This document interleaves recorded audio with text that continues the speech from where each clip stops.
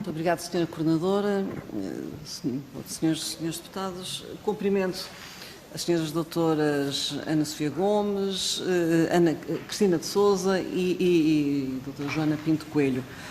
Com as duas primeiras já tive o gosto de participar num programa na Rádio Renascença, onde de resto também participou a senhora Coordenadora e a doutora Sandra Cunha. Portanto, todas nós sabemos o que é que pensamos reciprocamente, o que é uma vantagem. E, em nome do Partido Social Democrata, agradeço a presença e os contributos. Eu estou, de resto é pública a minha posição relativamente a isto e obviamente que estou de acordo com aquilo que aqui nos trouxeram. Tratando-se da vida das pessoas, designadamente das crianças, não pode nunca haver um regime-regra, porque cada pessoa e cada criança e cada família são um mundo de evidências diferentes e estar a pôr aquilo que se chama uma chapa 5 para todas as crianças, para todas as famílias, é estar a desnivelar, a criar desigualdades terríveis, porque não se pode tratar de forma igual aquilo que, desde logo e à partida, é desigual, não é? Porque cada um sabe da forma como se quer organizar. E por isso, tratando-se de crianças, somos contra que se possa expor sequer por um segundo que seja as crianças a qualquer risco e a qualquer perigo. Conhecem, com certeza que sim, as propostas de lei que estão em cima da mesa e que estão em discussão.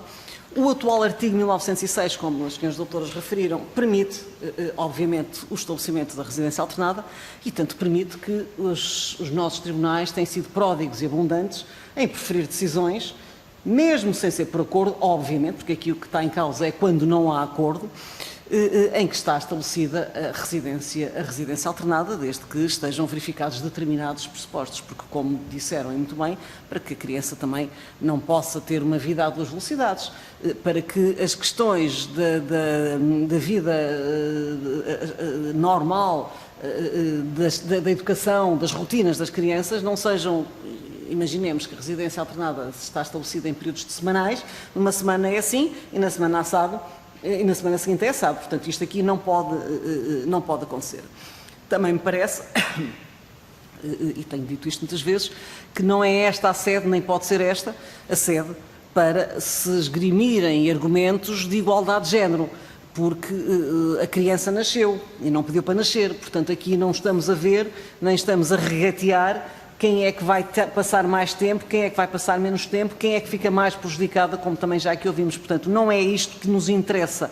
Aqui o que nos interessa é saber quem é o melhor cuidador para aquela criança. Como é que aquela criança está, com quem é que está melhor, com quem é que mantém uma maior vinculação afetiva, sabendo nós que, obviamente, que aquilo que se pretendia e que se pretende é que a criança continue a ter pai e mãe e que a criança, se é que os tinha anteriormente, se é que já os tinha anteriormente, porque isto leva-nos a outra questão, é que quando há separação, quer seja divórcio, quer seja separação da união de facto, ou mesmo que não tenham vivido em economia comum, portanto, a partir do momento que duas pessoas procriam e a seguir se torna necessário regular as responsabilidades parentais, tem que se saber com quem é que a criança tem uma vinculação afetiva, com quem é que aquela criança está habituada a estar, quem é que está habituada a cuidar daquela criança, porque como eu conheço situações nos tribunais e todos nós conhecemos, pegarem crianças de tenra idade, de meses, que muitas vezes até estão a ser amamentadas, ou não,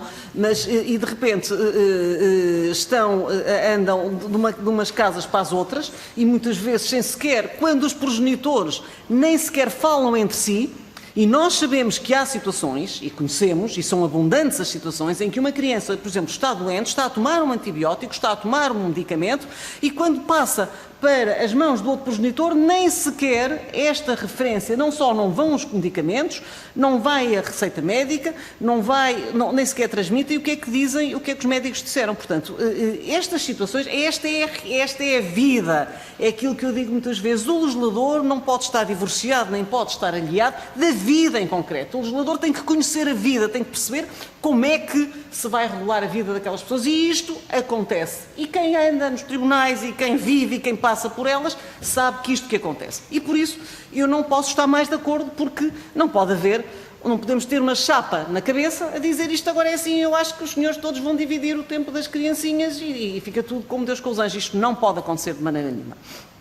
Tem que se ver o que é melhor para aquela criança, o que é melhor para aquela família. Portanto, isto é aquilo que o Partido Social Democrata pensa.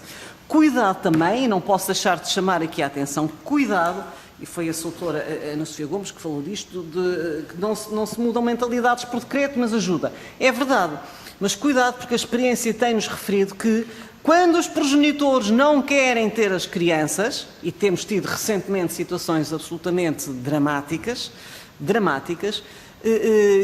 não podemos expor as crianças a essa má vontade. Portanto, e suscita aqui estas questões. Porque eu conheço, porque muitas vezes, porque se o pai ou a mãe, quem quer que seja, e para mim quando falo progenitor é o pai ou a mãe, não faço distinção.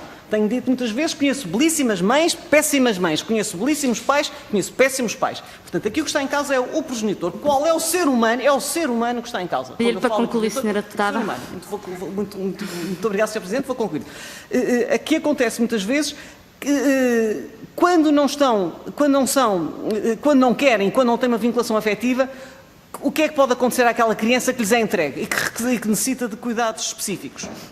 Portanto, muito cuidado. E, por fim, termino, sendo as três advogadas, e é importante, porque eu tenho batido muito nesta tecla, qual é que expliquem qual é a tramitação processual nos tribunais, ou seja, falamos em processo de jurisdição voluntária, o que é que acontece quando alguém recorre ao tribunal, as fixações dos regimes provisórios, que elementos é que o tribunal nessa sede tem, se é obrigatório, nós sabemos que sim, fixar logo ali um regime provisório, e que elementos é que dispõe, e como é que isso vai funcionar, e quais são os tempos que depois demoram a ser fixado o regime definitivo. Porque no regime da fixação do regime definitivo estamos todos de acordo, é feito um julgamento, se não for por acordo, é feito um julgamento e são ouvidas testemunhas, peritos e o Tribunal decide com base numa prova.